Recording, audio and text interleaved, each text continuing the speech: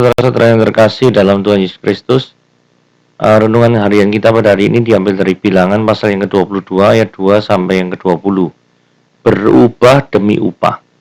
Dalam perjalanan menuju Kanaan, bangsa Israel berkemah di dataran Moab. Menganggap mereka sebagai ancaman, maka Raja Moab mengirim utusan untuk memanggil Bileam agar dia mengutuki mereka. Sebab siapa yang dia berkati akan memperoleh berkat, dan siapa yang dia kutuki akan memperoleh kutuk. Awalnya, Bileam menyikapi undangan itu dengan benar. Dia bertanya pada Tuhan, lalu Tuhan menegaskan bahwa Israel adalah bangsa yang dia berkati. Bileam dilarang pergi untuk mengutuki Israel, maka para utusan Raja Moab pulang dengan kecewa. Lalu Balak mengirim utusannya yang lebih banyak, lebih terhormat, serta menjanjikan upah yang sangat besar. Bileam menjadi goyah. Dia minta waktu 1 malam untuk mencari kehendak Tuhan. Padahal perintah Tuhan sudah jelas melarangnya. Akhirnya Tuhan pun mengizinkan Bileam pergi. Namun tidak diperbolehkan mengutuki Israel. Memang Bileam tidak mengutuki umat Allah. Namun dia menyarankan agar perempuan-perempuan Moab bergaul dengan bangsa Israel, berzina dengan mereka dan mengajak mereka menyembah berhala mereka. Maka murka Allah akan bangkit atas mereka. Semua itu dia lakukan demi upah duniawi. Para penulis Perjanjian Baru menjadikan Bileam sebagai gambaran para guru palsu dan penyesat. Dalam 2 Petrus 2 ayat 15-16, Yudas 1 ayat 11, dan Wahyu 2 ayat 14. Mereka menukar kebenaran demi mendapatkan keuntungan sendiri.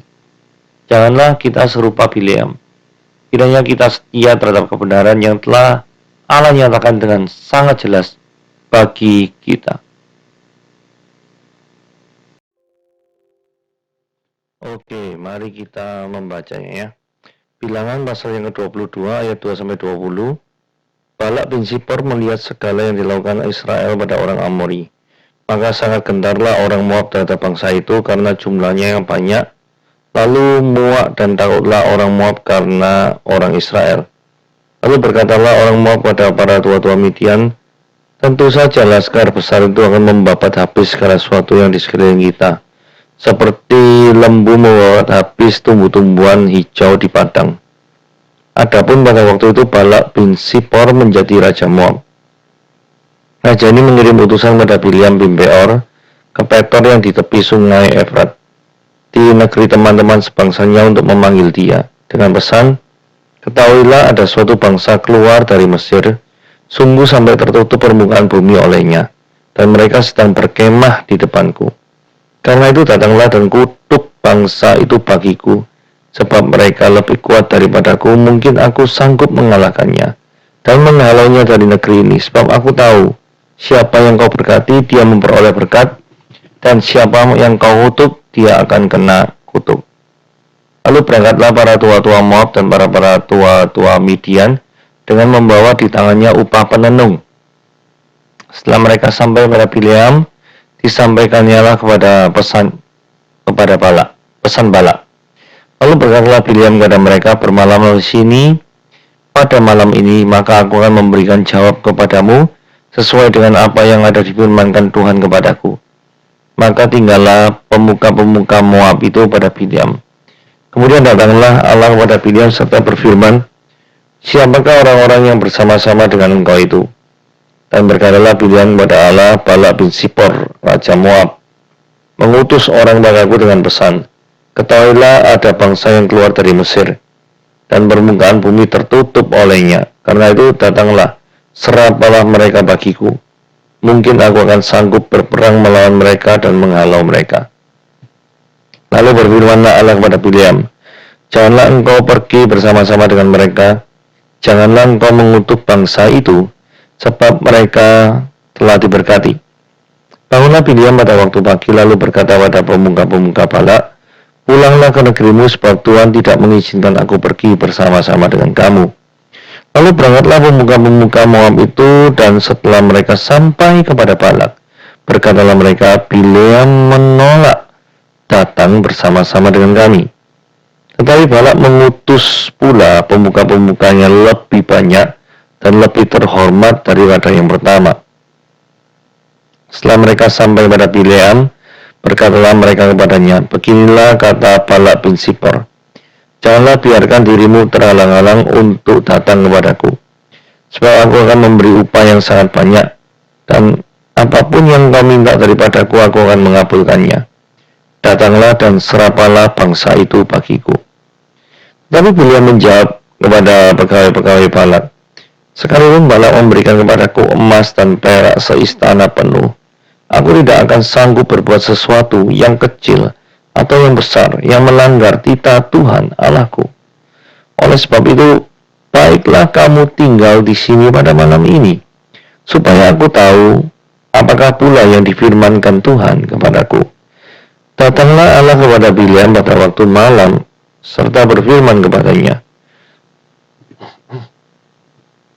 jikalau orang-orang itu memang sudah datang untuk memanggil engkau, bangunlah, pergilah bersama-sama dengan mereka, tetapi hanya apa yang kufirmankan kepadamu, haruslah kau lakukan.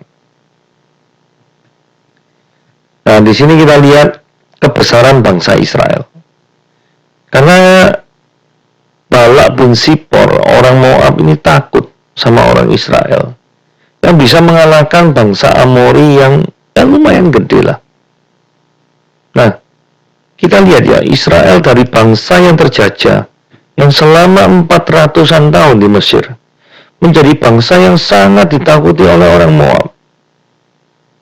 From zero to hero, dari bukan siapa-siapa, menjadi bangsa yang menakutkan bagi siapapun. Ya, ini memang suatu hal yang sangat luar biasa sekali ya.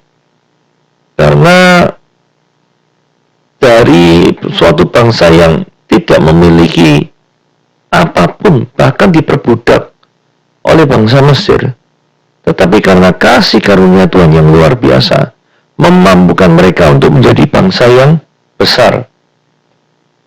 Nah, seharusnya fakta ini menjadi patokan bagi kita semua bahwa kalaupun kita sampai suatu titik di mana kita merasa diri kita itu sangat sukses dan penuh dengan keberhasilan karena Tuhan memberkati hidup kita, ingatlah akan satu hal tersebut, yaitu tanpa adanya Tuhan maka kita tidak akan kemana-mana.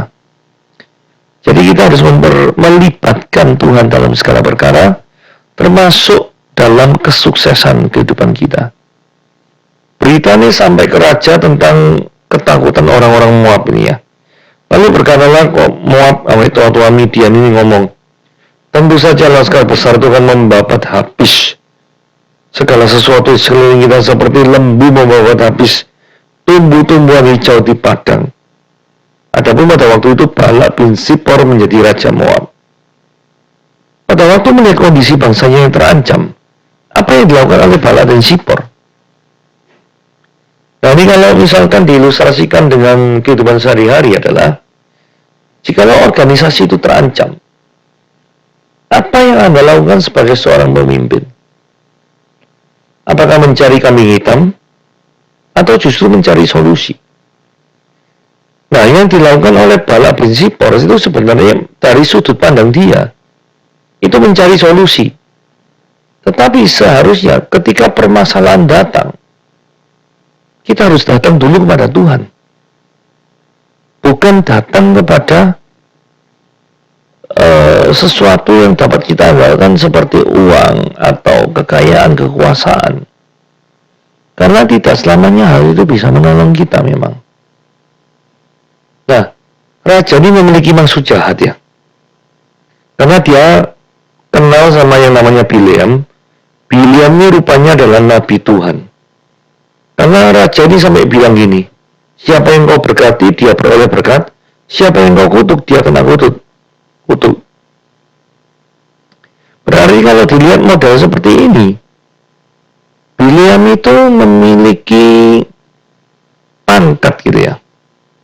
Memiliki suatu reputasi yang tinggi. Karena barang siapa yang diberkati, dia beroleh berkat. Siapa yang dikutuk, kena kutuk juga. Ini nabi yang luar biasa nih.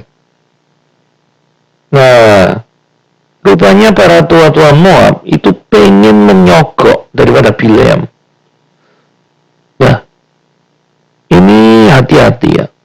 Karena di dalam melakukan sesuatu tindakan yang benar, terkadang ada beberapa orang yang tidak suka dan ingin memanipulasi dari keahlian anak-anak Tuhan, supaya dengan keahliannya itu, maka orang-orang yang nggak suka dengan kebenaran itu bisa memanipulasinya sedemikian rupa sehingga orang itu tidak menyembah pada Tuhan lagi. Lalu berkatalah Bileam ini ragu ya. Apa di hadapannya itu dia sudah lihat uang penenun kemudian ragu, nggak ngerti juga. Tetapi apa yang dikatakan Bileam di ayat 8 ini benar. Bermalamlah di sini, menunjukkan hospitality. Maka aku akan memberikan jawab kepadamu sesuai dengan apa yang difirmankan Tuhan kepadaku. Jadi memang benar-benar Bileam ini mau tanya sama Tuhan. Tetapi logikanya gini ya. Kalau seorang nabi disuruh pisu-pisuin bangsa lain, Tuhan kita tuh karakternya nggak misu-misuin bangsa lain gitu masalahnya. Jadi nggak mungkin permintaan Balak kepada Bileam ini sesuai dan selaras dengan karakter Tuhan. Kan Tuhan itu maha pengasih, maha penyayang, di dalamnya tidak ada dendam dan lain sebagainya. Tetapi yang justru dilakukan oleh Balak, atau lebih tepatnya permintaan Balak, itu pengen mengutuki, menyumpahi daripada orang-orang Israel. Untuk kepentingan sendiri, tentunya ya. Nah kemudian terjadi dialog antara Allah dan Bileam di ayat 9 dan 11, gitu ya. Nah, ayat 12 lalu ngomong, janganlah engkau pergi bersama-sama dengan mereka. Janganlah engkau mengutuk bangsa itu, sebab mereka telah diberkati. Jadi, Bileam waktu pagi itu menaati firman Tuhan dan bilang, pulanglah ke negerimu, sebab Yehova Yahweh tidak mengizinkan aku pergi bersama-sama dengan kamu. Jadi dari sini kita lihat ya, Bileam ini sampai di ayat yang ke-15. Dia menunjukkan seorang hamba Tuhan yang taat terhadap suara Tuhan. Bagus nggak? Bagus. Bagus sekali saudara-saudara. Nggak mungkin nggak bagus lah. Bagus itu. Tetapi laporan dari para pemuka-pemuka Moab dan Midian ini mengecewakan hati Balak. Terus Balak tuh ngutus pemuka yang lebih banyak lagi dan lebih terhormat lagi datang pada Bileam dengan permintaan yang sama. Janganlah biarkan dirimu terhalang-halang untuk datang kepadaku, sebab aku akan memberikan upahmu sangat banyak, dan apapun yang kamu minta daripadaku, aku mengabulkannya. Saudara, ini Balak ini benar-benar ketakutan terhadap Israel ya, sampai-sampai dia meminta bantuan spiritual. Biasanya mungkin nggak spiritual orangnya. Sampai-sampai dia minta bantuan spiritual seperti ini. Nah, sampai ayat 18 pun, Bileam menjawab pegawai-pegawai Balak. Sekalipun Balak itu memberikan emas dan perak, seistana full, aku tidak akan sanggup berbuat sesuatu yang kecil atau yang besar, yang melanggar titah Tuhanku. Luar biasa ya jawabannya ayat 18 ya. Cuma, sayangnya, Bileam ini nanti pada akhirnya itu jatuh ke dalam dosa ketamakan. Saudara, di ayat 20 sudah dikatakan ya, Allah ngomong sama Bileam, ya wis, kamu firman pergi ikut sama orang-orang Moab itu, pergi. Cuma pesannya cuma satu, apa yang akan kufirmankan kepadamu haruslah kau lakukan. Cuma itu doang. Masalahnya tidak dilakukan. Jadi Bileam ini kan disuruh ngutuki bangsa Israel. Nah, cara Bileam ini menurut saya pandai ya. Cara bagaimana bangsa Israel itu mengalami kekalahan yang besar adalah ketika bangsa Israel tidak menjalankan perintah Tuhan. Dan ketika tidak menjalankan perintah Tuhan, maka Tuhannya murka. Ketika Tuhan murka, pasti bangsa Israel ditunggang langgangkan. Kira-kira Balak punya pemikiran seperti itu ya. Tetapi yang terjadi pada Bileam adalah gini. Bilangan 25:1-2 ya. Sementara Israel tinggal di Sitim, mulailah bangsa itu berzina dengan perempuan-perempuan Moab. Nah, ini titik lemah ya. Hati-hati dengan perempuan-perempuan Moab yang ada di sekelilingmu. Mungkin itu bisa menggoda engkau dan bisa menjatuhkan engkau. Terus perempuan-perempuan ini mengajak bangsa itu ke korban sembelihan bagi Allah mereka. Dijak murtad, menyembah kepada Allah mereka, Allah perempuan-perempuan itu. Lalu bangsa itu turut makan dari korban itu. Waduh, jadi ini makan dari korban persembahan yang bukan ditujukan kepada Yahweh. Dan sembah daripada Allah orang-orang Moab. Kemudian Bilangan pasal yang ke-31 ayat 16 dikatakan, bukankah perempuan-perempuan ini atas nasihat Bileam? Jadi cikal bakalnya itu Bileam.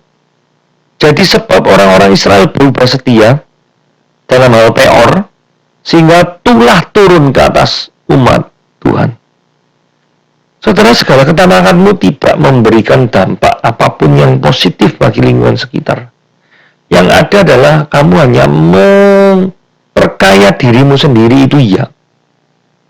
Di dalam 2 Petrus 2 ayat 15-16 dikatakan, oleh karena mereka telah meninggalkan jalan yang benar, maka tersesatlah mereka, lalu mengikuti jalan Bileam anak Beor, yang suka menerima upah untuk perbuatan-perbuatan yang jahat. Jadi image daripada Bileam ini sudah sangat terkenal ya. Sama-sama di dalam perjanjian baru di 2 Petrus 2 ayat 15-16 pun ngomong segala perbuatan-perbuatan jahatnya itu ada kaitannya dengan uang. Ayat 16 dikatakan, tapi Bileam memperoleh peringatan keras untuk kejahatannya, sebab keledai beban yang bisu berbicara dengan suara manusia dan mencegah kebebalan nabi itu.